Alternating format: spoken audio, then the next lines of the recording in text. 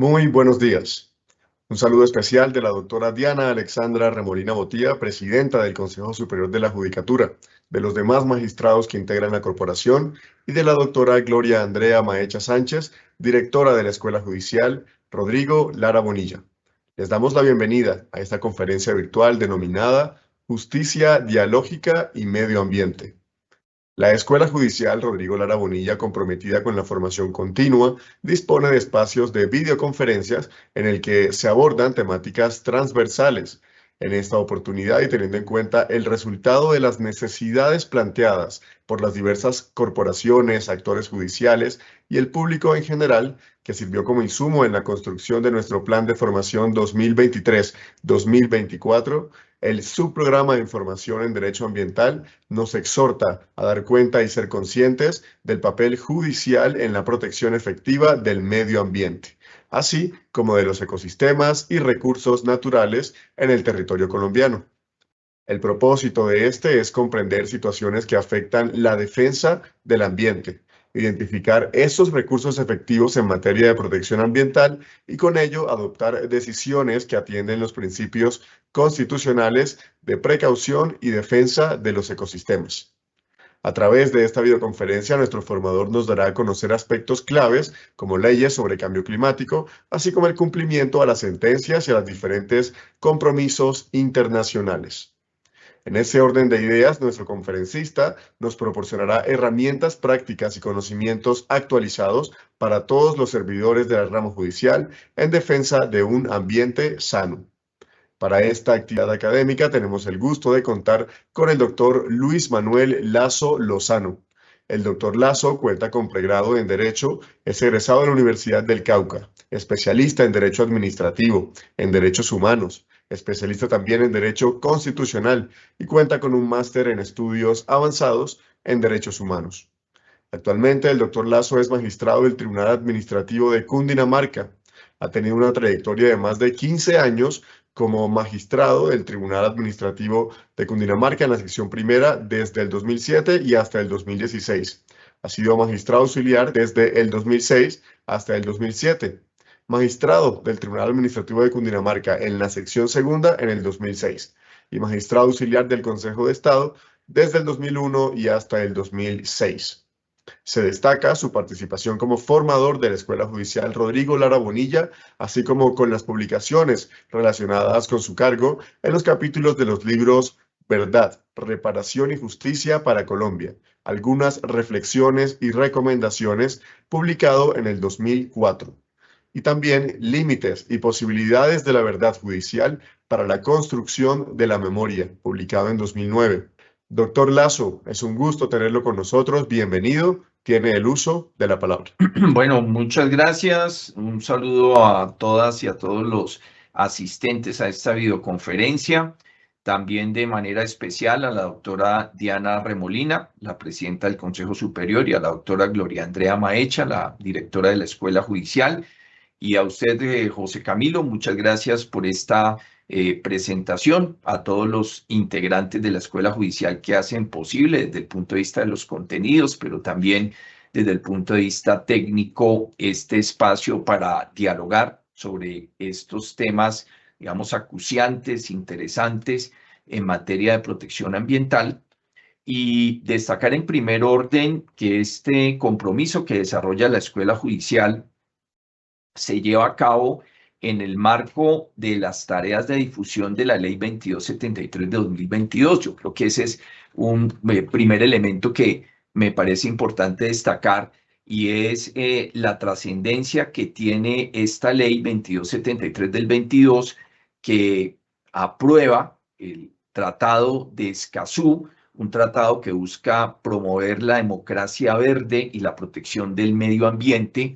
Es un tratado que fue adoptado hace unos 4 o 5 años y que logra finalmente ser aprobado por el Congreso de Colombia en el año de 2022.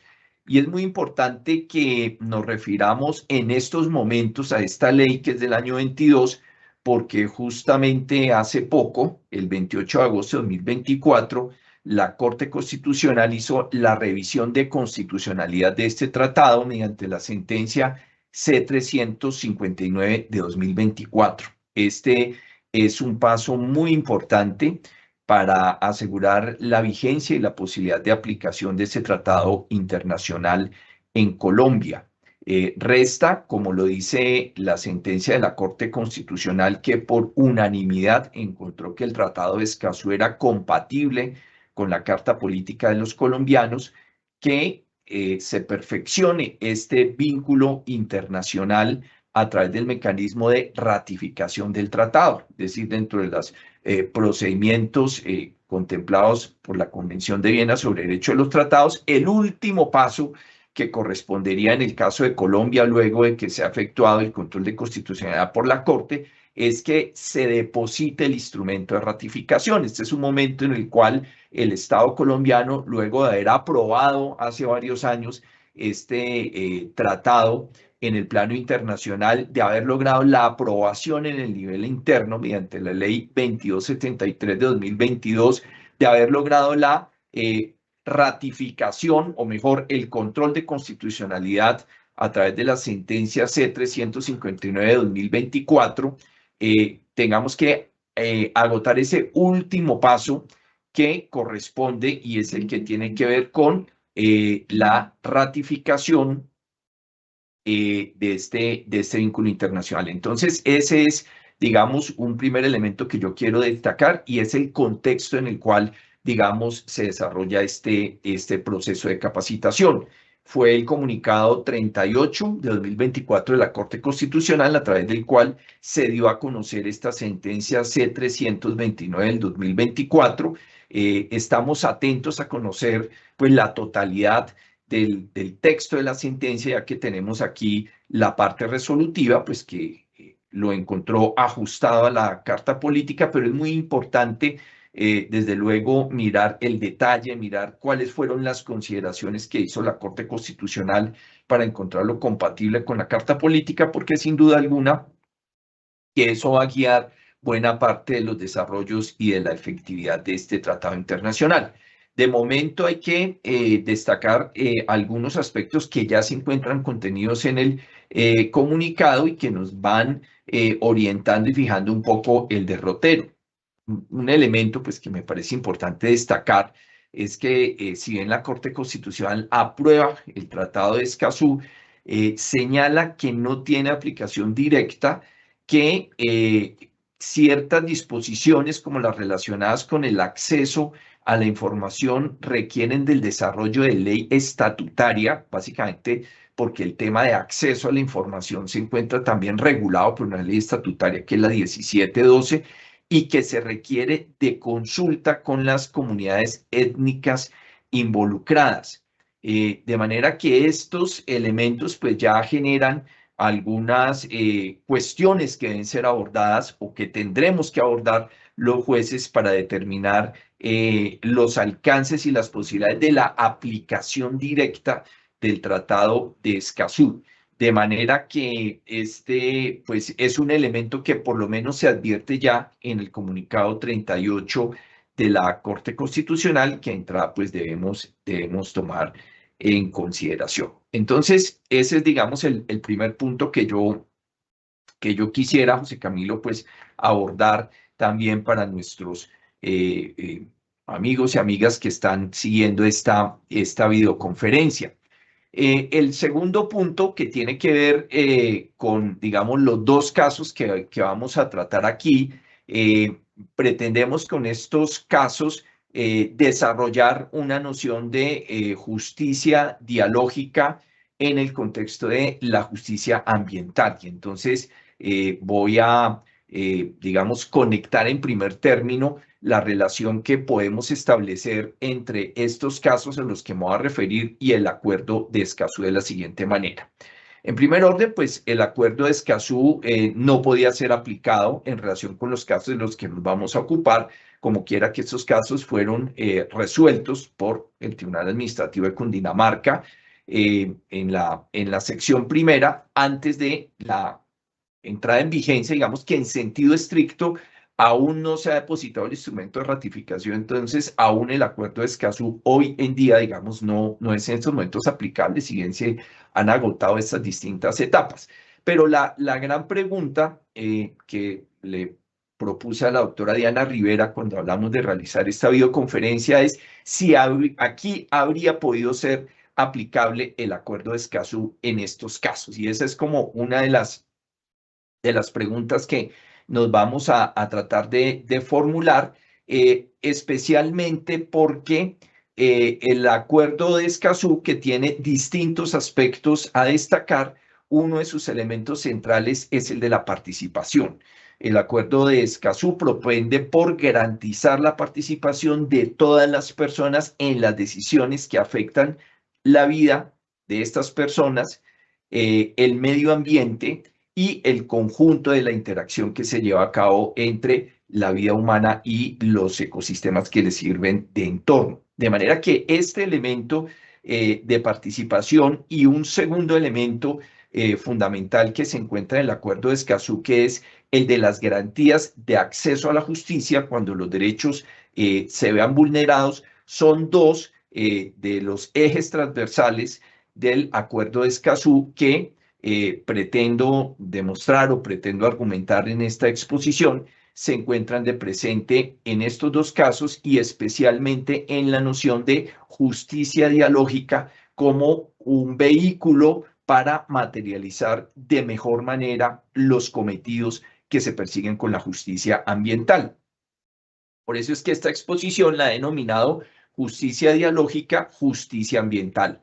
Y le he puesto un subtítulo que espero, digamos, pueda comprender el conjunto del análisis que me propongo, y es un marco para la explicación de casos ambientales en entornos de justicia aplicada. Es decir, pretendemos generar aquí un conjunto de elementos que propongo respetuosamente a los colegas que nos escuchan, ya sean jueces, ya sean litigantes, ya sean funcionarios de la administración, etcétera, que puede ser, digamos, un enfoque apropiado para acercarnos a la solución de los casos de justicia ambiental. Entonces, digamos, ese es el aporte que pues quiero compartir, y desde luego pues dispuesto a escuchar todas las consideraciones que ustedes tengan sobre el particular.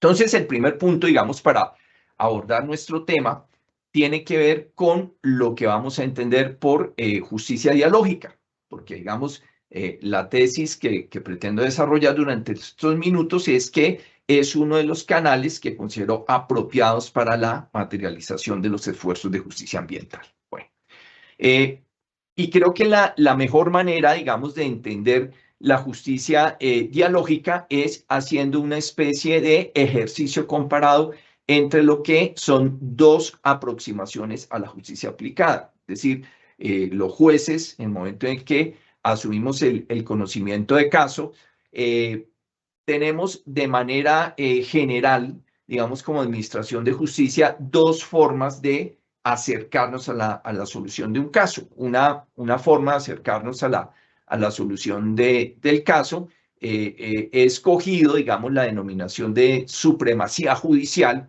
Puede resultar un poco fuerte en un principio, pero digamos, la supremacía judicial es característica de ciertos sistemas constitucionales como el nuestro.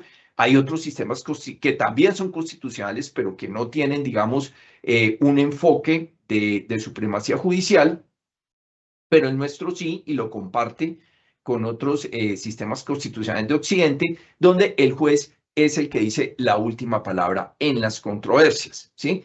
Y claro, muchas de esas pueden ser controversias de orden político, como las que, por ejemplo, en su momento se generaron con el propio acuerdo de Escazú, si era conveniente o si era inconveniente la aprobación del acuerdo de Escazú. Yo recuerdo que esa, digamos, fue una controversia bastante intensa en los últimos 4 años en Colombia, por lo menos intensa en los sectores relacionados con el medio ambiente.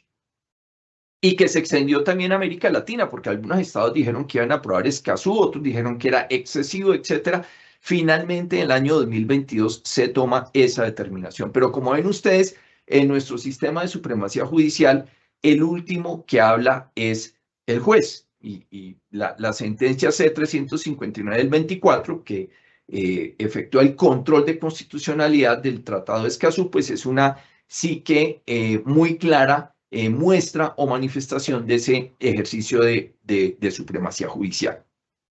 Y ese ejercicio de supremacía judicial, que no solamente se da en esto, sino que se da en un conjunto bastante amplio de otras determinaciones que toman los jueces, se caracteriza porque hay una respuesta cerrada. Es decir, en la respuesta el juez dice esto se ajusta a la Constitución o esto es inexequible o esto se ajusta a la legalidad. Cuando, por ejemplo, los jueces de lo contencioso administrativo negamos las pretensiones de nulidad contra actos administrativos de carácter general o de carácter particular, o accedemos y en consecuencia anulamos, digamos, esos actos administrativos de carácter general o particular. Es decir, siempre hay una respuesta de suma cero.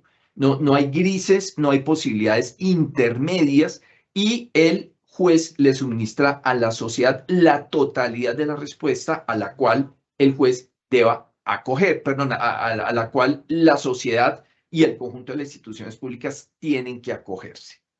Poco por oposición, existe otro esquema que es el que justamente, digamos, provee la justicia dialógica, y es que la respuesta del juez es una respuesta abierta, es decir, no es una respuesta de sí o no, sino que es una respuesta que en buena parte de la generalidad de los casos comienza a abrir la posibilidad de un diálogo, y de allí, por eso es que se la denomina justamente justicia dialógica, con los distintos actores y factores que convergen en los conflictos de carácter ambiental. Y esto, digamos, podemos comenzar a advertir que resulta más apropiado por la complejidad de las controversias ambientales, por la transformación de los ecosistemas, por el entorno de comunidades diversas que convergen en los intereses en torno a los servicios ambientales que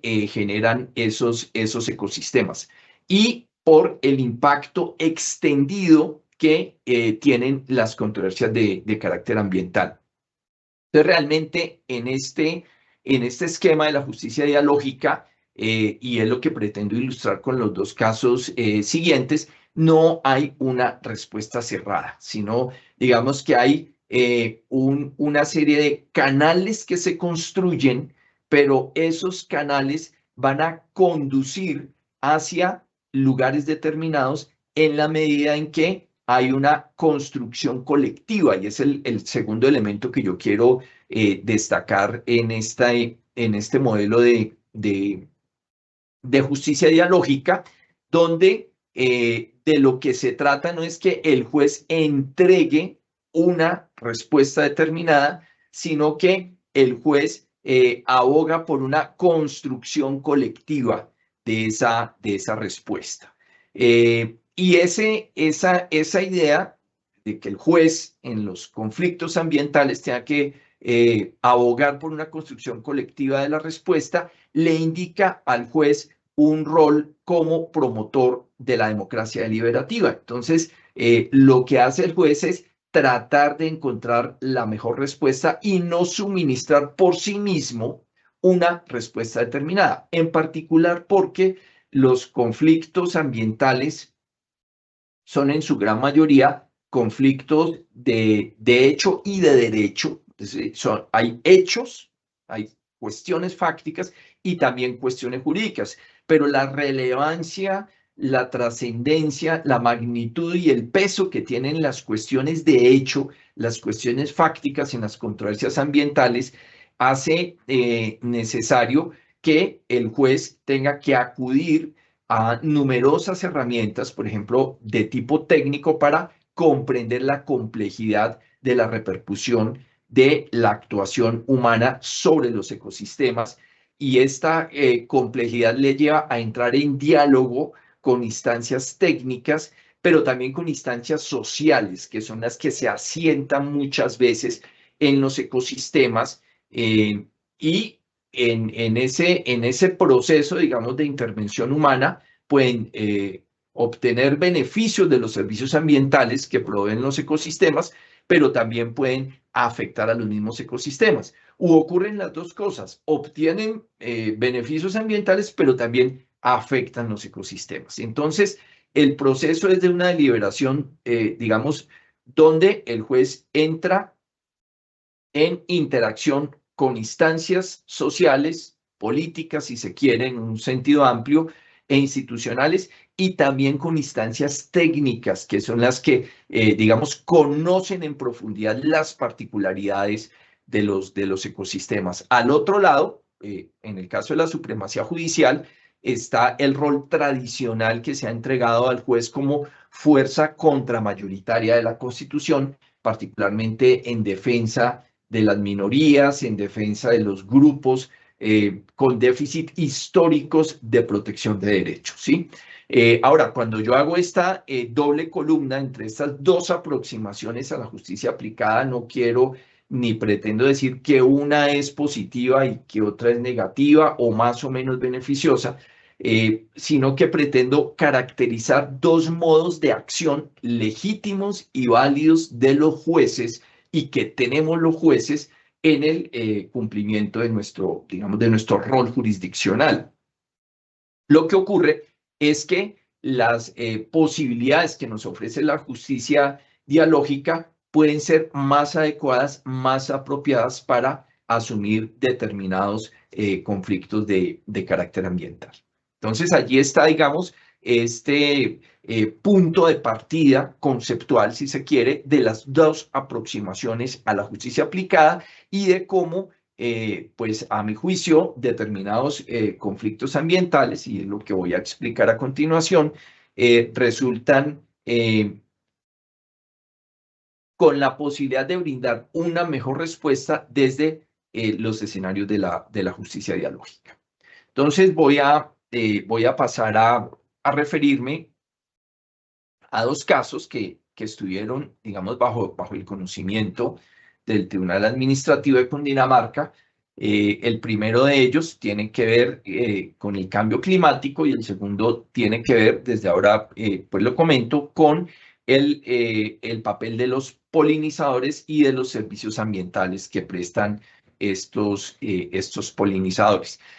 Vamos con el primer punto, que tiene que ver con la, digamos, cuestión acuciante del cambio climático, y llamo la atención con esta frase aquí: es el acuerdo más importante para el futuro de la humanidad. Es decir, si hubiese alguna norma entre las múltiples normas que hay en el derecho internacional y también en el derecho nacional, que pudiéramos señalar, esta es la norma de la cual depende realmente el futuro de la humanidad, es el Acuerdo de París de 2015 y específicamente el artículo 2.1 del Acuerdo de París. Cuando tengan tiempo, pues los invito a leer este tratado que aboga por el común futuro de la humanidad. En esencia, el mensaje del artículo 2.1 del Acuerdo de París es que no podemos sobrepasar unos límites determinados en la temperatura del planeta. El Acuerdo de París parte de una cifra que se ha identificado que tiene que ver con la temperatura preindustrial, es decir, cuál era el clima de la Tierra antes de comenzar los procesos industriales en nuestro planeta. Estamos hablando más o menos en torno al año de 1750, digamos, cuando ya comienzan a aparecer los primeros procesos, digamos, rudimentarios de tipo industrial.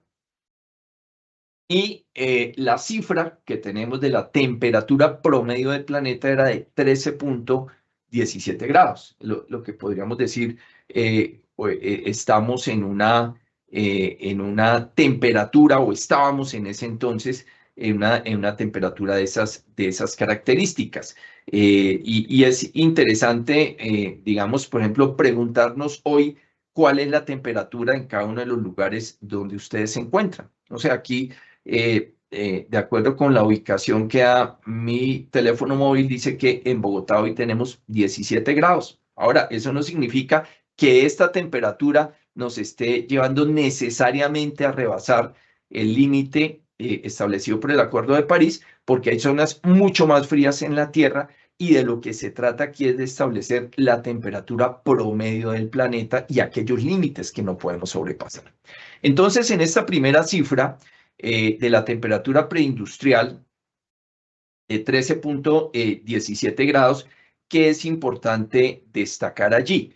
Que de acuerdo con este convenio de París, no debe sobrepasar los 1.5 grados por encima de los 13.17 grados. El colapso climático, según digamos, los estudios más reputados, más calificados sobre el tema, indican que ese colapso climático llegaría cuando estemos en los 2 grados centígrados. Estas, digamos, son los compromisos del Acuerdo de París. Y el gran acuerdo mundial que acabo de mencionar es que todos los estados nos pongamos en el compromiso y todos los individuos nos pongamos en el compromiso de no sobrepasar este 1.5. Ahora, ¿cuál es el estado del arte? Esto es lo que dice la norma. Veamos ahora qué es lo que dice la situación actual.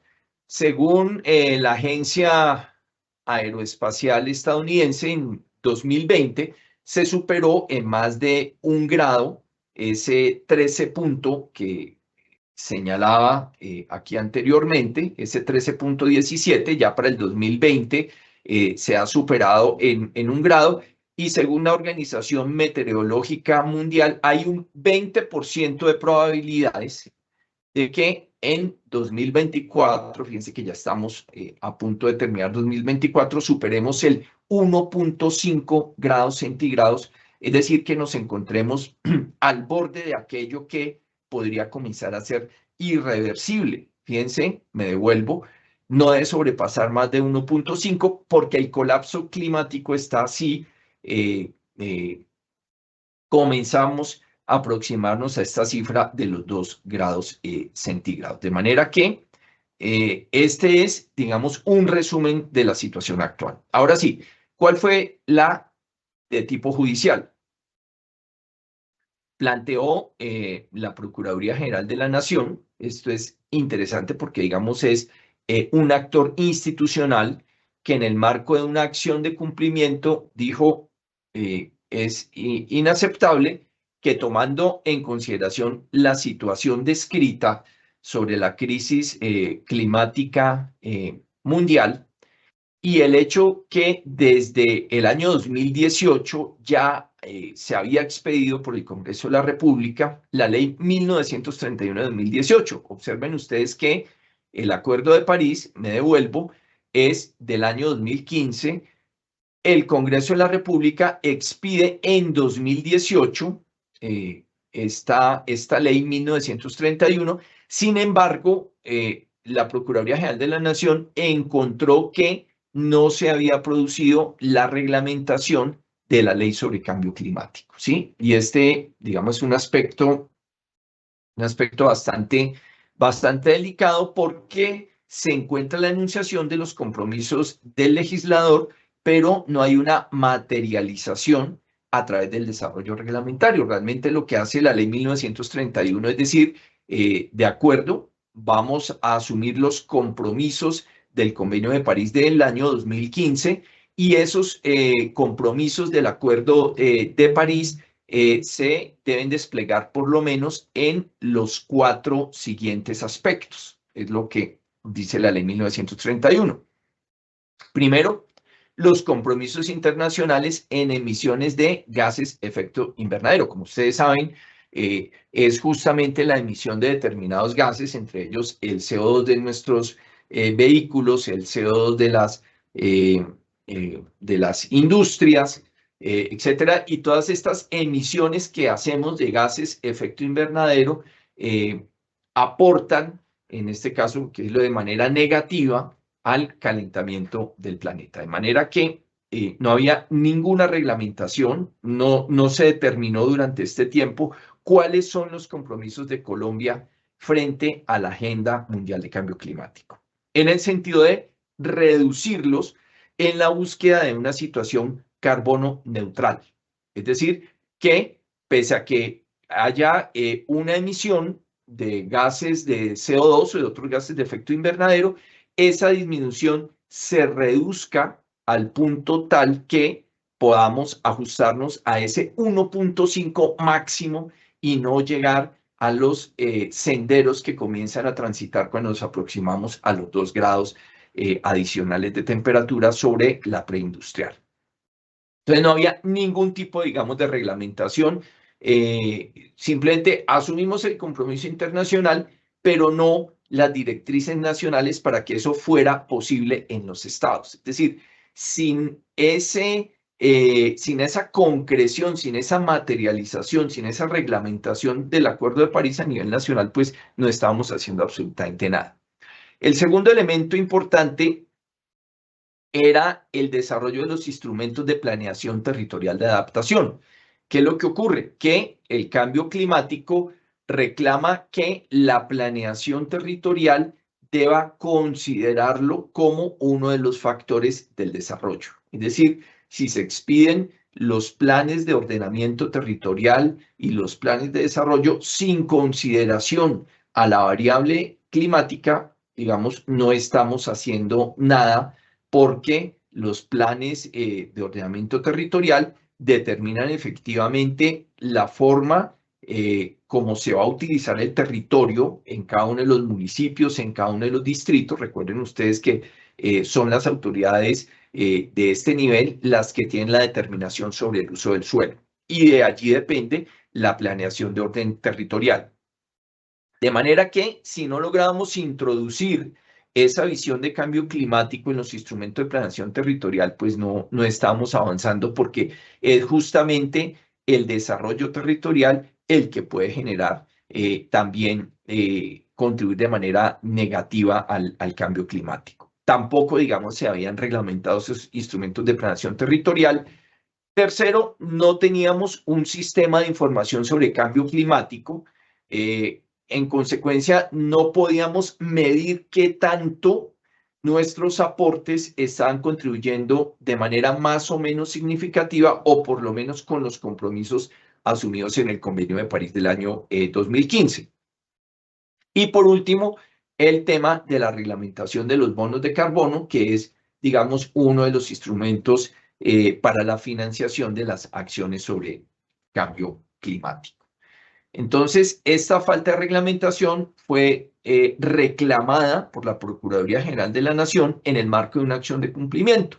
Cabe recordar que esta acción de cumplimiento pues, está prevista en el artículo 87 de la Constitución, que fue reglamentada por la Ley 393 de 1997 y que tiene como propósito lograr que las autoridades administrativas no sean omisivas en el cumplimiento de su función. ¿En qué consistía la omisión de las autoridades administrativas? En este caso, del Ministerio del Medio Ambiente. Y es que no había expedido la reglamentación, pese a que así se lo había ordenado la Ley 1931 de 2018. Y al no haber expedido esa reglamentación, pues estaba sencillamente dejando como una letra simplemente escrita la Ley 1931. El tribunal accedió a las pretensiones de la acción de cumplimiento que formuló la Procuraduría y ordenó reglamentar los compromisos en materia de gases de efecto invernadero, en materia de los instrumentos de planeación territorial, del sistema de información y de los bonos de carbono, que fueron, digamos, los 4 puntos que se plantearon por la Procuraduría en su demanda. El destinatario de todas estas órdenes fue el Ministerio de Ambiente y Desarrollo Sostenible y se fijó un plazo de 6 meses para el cumplimiento. Los informes mensuales y la participación ciudadana en la reglamentación son justamente los elementos de la justicia dialógica que yo quiero destacar. Y quiero destacarlo porque en las órdenes que se emitieron en la sentencia de acción de cumplimiento no hubo ninguna orden dirigida específicamente al contenido de lo que tenían que ser los compromisos, los instrumentos de planeación, cómo tenía que ser el sistema de información o cómo la reglamentación de los bonos de carbono. Lo que realmente se pretendía era que el gobierno desarrollara los compromisos que había asumido en el plano internacional y que en una primera instancia se habían concretado a través de la ley 1931, pero que solo se podían materializar de contar con una reglamentación de estos 4 aspectos.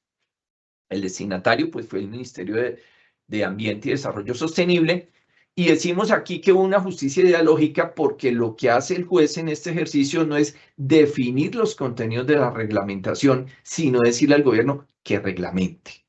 Por otro lado, hay un componente de participación ciudadana, porque como ustedes saben, de acuerdo con la primera parte de la ley 1437, que es el Código de Procedimiento Administrativo de lo Contencioso, los proyectos de reglamentación deben ser sometidos a la opinión de la ciudadanía, de manera que ésta pueda opinar acerca del carácter conveniente o inconveniente de la reglamentación que se expide, y la autoridad administrativa está en la obligación de responder las inquietudes antes de proferir la reglamentación respectiva, de manera que allí hay un componente muy claro de justicia dialógica, porque pone también a la administración a dialogar con el ciudadano, con las organizaciones ambientales, acerca de cuál es la reglamentación más adecuada, y las organizaciones ambientales y en general la ciudadanía pueden llamar la atención de las autoridades administrativas acerca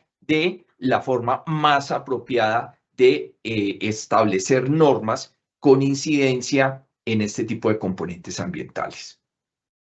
Se estableció entonces la rendición de una serie de informes mensuales y efectivamente hemos desarrollado desde hace más de un año, es decir, ya se han rebasado, es cierto, los 6 meses, pero quiero decir que el Ministerio del Medio Ambiente ya ha expedido reglamentaciones en algunos de estos aspectos, y en los aspectos en los cuales no ha expedido reglamentaciones, ya se encuentran formulados los proyectos de reglamentación y se han sometido a la ciudadanía en espera de los comentarios de la ciudadanía y de las organizaciones ambientales en particular. El tribunal continúa haciendo seguimiento al cumplimiento de esta sentencia, que fue ratificada en su casi totalidad. Hubo algunas modificaciones que introdujo el Consejo de Estado, pero la sección quinta de la alta corporación, en una sentencia del 20 de abril de 2023, ratificó las órdenes emanadas del tribunal. Aquí va entonces ese primer ejemplo de justicia dialógica. Hay un segundo ejemplo que me parece importante también para ilustración, y tiene que ver con la protección de los polinizadores. Se trata de una acción popular que fue promovida por un ciudadano, digamos un abogado reconocido en temas ambientales, que, digamos, llamó la atención del tribunal acerca de los servicios ambientales que prestan los polinizadores. Esta sentencia fue conocida también como la sentencia de las abejas. Igual que la anterior, que la de la acción de cumplimiento, se encuentra en supervisión para la verificación o para el cumplimiento de la misma. En esta sentencia de acción popular, el actor popular destacó los servicios ambientales que prestan estos polinizadores, y planteó la correlación que había entre algunos neonicotinoides. Estos son unos insecticidas que se utilizan en la agricultura, y la mortandad de abejas. Destacó también el papel que tienen los polinizadores en digamos, la tarea de abejas y de otros insectos parecidos. Tiene que ver con la posibilidad de polinizar y de garantizar el desarrollo de la agricultura en muchos ámbitos. Entonces, curiosamente, digamos, se utilizaban neonicotinoides, pero estos neonicotinoides, digamos, no discriminan y se llevan a todos los polinizadores sin valorar las posibilidades de los servicios ambientales que ellos prestan, por ejemplo, las abejas, cuando en sus patas permiten, posándose en distintas plantaciones, el proceso de polinización, porque son un medio o un vehículo de transporte para la polinización. También trajo el actor popular, luego de hacer la explicación, una reglamentación del derecho comparado, básicamente el derecho de la Unión Europea, donde señalaba acerca de las dos resoluciones de la Unión Europea sobre la prohibición de los neonicotinoides en ese conjunto de países, y se desarrolló una audiencia muy interesante donde hubo un experto de una universidad pública muy reconocida en Colombia, que pudo explicar en su condición, digamos, de experto independiente, que fue, digamos, llamado por el tribunal, acerca de dos cuestiones importantes. Era el servicio ambiental que brindaban los polinizadores y, de otro lado, la forma como los neonicotinoides afectaban y generaban la mortandad de estos insectos. En materia de derecho procesal ambiental, digamos que fue el que pusimos en marcha con esta segunda acción. Ya vimos cómo estas acciones constitucionales aquí podemos ya advertir son de las herramientas más apropiadas para desarrollar el concepto de justicia dialógica y de justicia ambiental, porque entregan, digamos, unos márgenes más amplios y unas mayores flexibilidades para que el juez desarrolle las herramientas de solución de la controversia ambiental. Y entonces, por eso, en ese derecho procesal ambiental que nos permite desarrollar apropiadamente estas acciones constitucionales, encontramos los siguientes elementos que yo quiero destacar y que se pusieron muy de presente en esta acción popular de las abejas. En primer lugar, la importancia que tienen las audiencias de pacto de cumplimiento y las audiencias de pruebas en materia de acciones populares. También es importante recordar que el artículo 182b del así denominado CEPACA, Código de Procedimiento Administrativo y lo Contencioso, trae una figura novedosa con la Ley 2080 de 2021, que es el de las audiencias públicas potestativas, y que se aplica a todos los medios de control de la jurisdicción de lo contencioso. Y yo invito muy amablemente a todos los profesionales del derecho que ya como jueces, como auxiliares de jueces, como abogados, como funcionarios de la administración, se mueven en torno a estos temas ambientales, invocar esa 182b, que en otras ocasiones también ha sido muy útil, porque permite poner sobre la mesa toda una serie de elementos que son muy importantes para que el juez resuelva, ¿sí? Entonces, esas audiencias públicas potestativas se pueden solicitar al juez explicando cuáles son las razones, y verdad que el juez allí abreva, encuentra, se nutre de muchos elementos para tomar las decisiones más apropiadas. Pero también tenemos las que establece la ley, la audiencia de pacto de cumplimiento y de pruebas. Esa audiencia de pacto de cumplimiento también nos puede servir a nosotros para indagar, para escrutar cuáles son los alcances de la posición de las partes, y para poder ir como jueces, como profesionales del derecho, configurando el derrotero que tiene que seguir un proceso para llegar pues a una mejor decisión. Desde luego, las audiencias de pruebas, yo quiero destacar allí que no solamente participaron en este proceso expertos ambientalistas, sino que también independientes, quiero decir, no estaban ligados con ninguna de las partes, sino que, digamos, también participaron, además de las organizaciones ambientales, organizaciones del sector productivo, que desde luego se podrían ver afectadas en el caso de salir una posición, digamos, de prohibición de los neonicotinoides, o de prohibición sin ninguna consideración, o de prohibición sin ningún proceso de transición, que creo que es un elemento clave para que las decisiones de la justicia ambiental pues sean decisiones más acordes con el contexto en el cual se van a aplicar.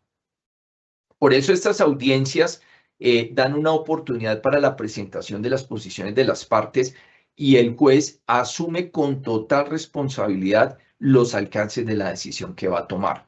El juez necesita que las partes le digan cuáles son las consecuencias sectoriales, no solamente en el campo ambiental, sino también en el campo del sector productivo, porque el juez necesita hacer un balance de los intereses en conflicto. Y sobre esa base del balance de los intereses en conflicto es que se espera que se tome la decisión más apropiada, y esas audiencias también propician la posibilidad de la construcción colectiva de fórmulas, al menos en unos primeros borradores, si se quiere, antes de que el juez emita la sentencia. Sentencia que debe estar siempre iluminada por la convicción de entregar fórmulas que atiendan a la complejidad del problema. Es decir, las controversias ambientales no son fáciles, digamos, no se resolvía en ese caso el problema de la mortandad de abejas, o sí se resolvía el problema de la mortandad de abejas prohibiendo de una vez los neonicotinoides, pero del otro lado estaban los temas de seguridad alimentaria, que eran en nombre de los cuales el sector productivo levantaba la mano y decía: un momento, señor juez, si aquí vamos a hacer una prohibición a la europea de un día para otro, sin ningún elemento adicional de reflexión, pues vamos a causar un grave perjuicio en el derecho a la seguridad alimentaria. Y pues el rol de los jueces es poder ponderar los distintos intereses en conflictos, sabiendo que estos conflictos ambientales, por regla general, pues tienen distintas facetas, características y sin duda alguna, pues altos grados de complejidad. Entonces, ¿cómo lograr que nuestra intervención sea apropiada? Ese es, digamos, el gran desafío para el juez. Esta sentencia, que corresponde al expediente 2018-704, se dictó por el tribunal el 12 de diciembre del 2019, y quiero destacar unas 4 características de la sentencia, 4 elementos. Primero, no fue apelada, lo cual es llamativo en el mejor de los sentidos, porque las entidades accionadas, el Ministerio de Agricultura, el Ministerio del Medio Ambiente, el ICA, que también, pues porque es el que aprueba estos insecticidas, terceros que fueron llamados del sector productivo, decidieron no apelarla en la medida en que, así lo entendemos, la fórmula que se adoptó como sentencia fue apropiada. Digamos que hubo una conciencia en muchos de estos sectores acerca de pues, que había que caminar hacia la provisión progresiva, y por eso se planteó como ordenamiento de la sentencia una mesa de trabajo sobre los neonicotinoides, donde tenían que converger estas entidades: Ministerio de Agricultura y Ambiente, ICA, la Autoridad de Licencias Ambientales, la Sociedad de Agricultores de Colombia, el sector productivo, la Fundación Natura, vamos, coadyuvante las pretensiones, y el actor popular, con el propósito de esa mesa de profundizar en la evidencia científica, o que con la evidencia disponible se avanzara en la adopción de medidas tendientes a la disminución y o eliminación gradual. Pues nosotros continuamos en el seguimiento al cumplimiento de la sentencia. Ha habido cuestiones, digamos, muy concretas que se han obtenido, tales como el desarrollo de una investigación sobre la evaluación de las causas de la mortalidad de las abejas, la especie Apis mellifera, por parte de Agrosavia, la resolución 740 del 31 de enero de 2023 del ICA, que prohibió el fipronil, que era, digamos, de este grupo de insecticidas que afectan gravemente a los polinizadores, el más agresivo, si se quiere, y continúa. Llevamos 13 reuniones de la mesa de trabajo entre estos sectores para avanzar pues en la identificación de la solución más apropiada.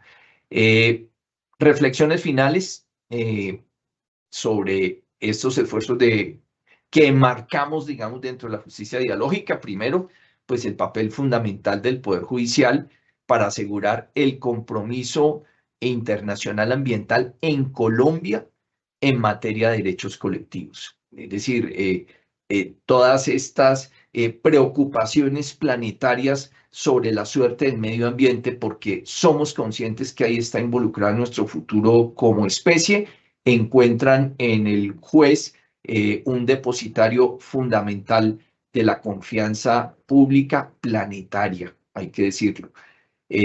Y segundo, que la justicia dialógica puede ser un enfoque apropiado, así lo hemos considerado, para lograr el desarrollo de la justicia ambiental.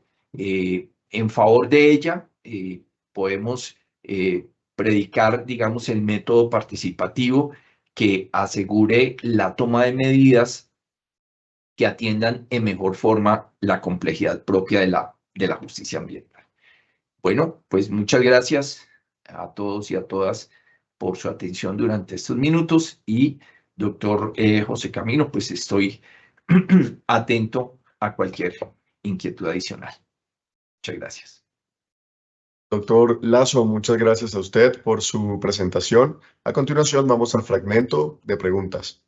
La primera de ellas, ¿qué implicaciones tiene la incorporación de acuerdos, tratados o convenios internacionales en nuestro ordenamiento jurídico?